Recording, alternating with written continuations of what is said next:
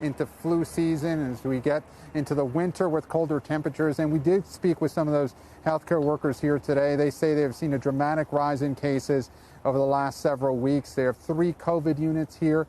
At some times they have been at or near capacity. Take a listen to what they showed us today.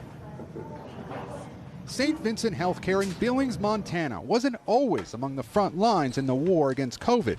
It is now. Joey Trawick says he's personally held the hands of 23 of his patients who have died after the first one passed without him. They're not going to pass alone on my unit. Again. The hospital granted us access with the permission of patients' families to show the devastating impact of the virus.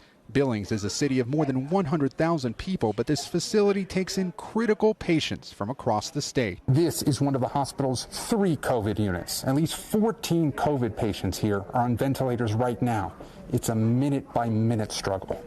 Dr. Chris Spangen works in the ICU. How close are you to being at capacity right now? We're close. We're very close. And again, we can probably find beds, but it's going to be at the expense of non-COVID patients. She showed us one patient still intubated. Another had just come off his ventilator.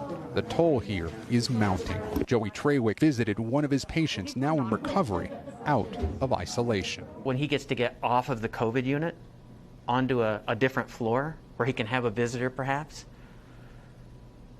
it's like, we won. That's, one of the times that it dawns on you, there's hope. You know, Shep, some of what we saw here today reminded me a lot of what we saw in New York months ago. Many of the healthcare workers we spoke with say they are frustrated that more people aren't wearing masks, and they wish that at least some of this could have been prevented. Shepard Smith here. Thanks for watching CNBC on YouTube.